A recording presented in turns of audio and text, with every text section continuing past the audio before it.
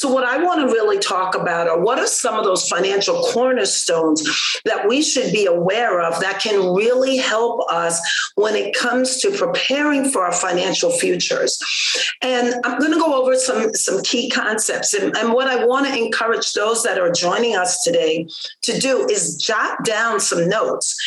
Some of these cornerstones are going to raise some questions in your mind, and that's a good thing, because that means you're going to start critically thinking about what you're doing for you and your family for now and in the future. And you're also going to have an opportunity to learn more about some of these things, because we're not going to be able to go deep into all of them. But I want to talk about the importance of having a strong foundation. And so no matter what you're doing from a financial services perspective, if it's building out your finances for you and your family, making sure you can retire. Maybe you're going to buy a home and you're going to look at the house, or maybe you're starting a business. All of those things have one key part in common, and that is a strong financial or a strong foundation. A house has to sit on a strong foundation so that when storms come along, it doesn't come crumbling down. A business has to be built on good values and ethics. That's its foundation. And your finances have to be built on a strong foundation as well. And that foundation has 4 key components. Today, we're going to talk about 2 of them. We'll delve into one a little bit more than the other. But I want you to think about, what are your finances made up of?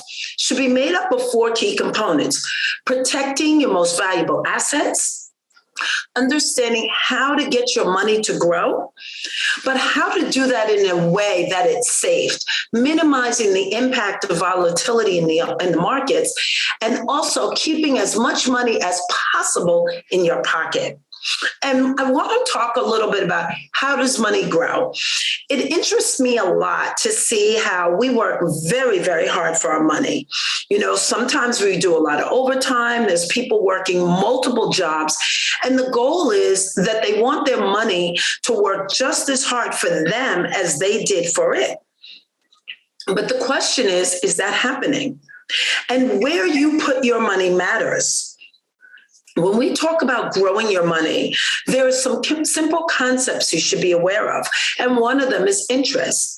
And there's different types. There's simple, there's compound. But I will tell you that compound interest is the one that allows your money to grow the fastest. In fact, your money can grow exponentially. And so I want to talk a little bit about the rule of 72, which simply says that if you divide into 72, the interest rate that you're getting on your investment, we can tell you in years how long it would take your money to double.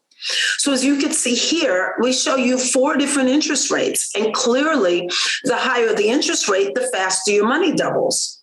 In this example, someone who's 29 and put $10,000 into a vehicle that was generating an interest could determine how long it would take for that money to double so that it would be there for them when they needed the most. The first one is a 1% interest rate. Well, that's like the savings banks. And I share that because, believe it or not, that's what the majority of people are doing. They don't really understand how money works. But we know that 72 divided by 1 is 72. So if that's where your money is and you're hoping that it'll be there when you need it, while it will be there, it won't necessarily be enough to help you take care of the things that you need to when you retire. And then you might end up being like working at Walmart or something because, you know, you put your money in that vehicle, right? Mm-hmm. So, you know, putting it there, it's like your money's not growing. But, you know, Kim, when I look at the others and I see the other options, I'm blown away. I'm like, wow, where can I get that? Yeah, absolutely. And believe it or not, to get a 10% rate of return on your money, you don't have to be a rocket scientist to do that. And you don't have to have a lot of money in order to leverage those kinds of returns. And you see the difference, right? I mean, Nekei, if you had an option, would you rather have your money growing at 4% and get $40,000 when you're 65 or $320,000 when you're 65, right? $320,000 all the way. I have a lifestyle I need to cover. Absolutely, absolutely. And these are some of the key components that people need to understand. But they also need to understand that where you put your money has some risk associated with it. And I love to talk about what is the real effect of risk, right? So, when you look at this slide, you see that someone, let's say, Nekei, you had $100,000. It's 2017. You're doing great. You're seeing your portfolio grow, and bam, 2018 comes around and your account takes a hit. Now, in 2018, the markets were down about 39% worldwide. But let's make believe it was down 50%. You got $50,000. How does that make you feel? Not good.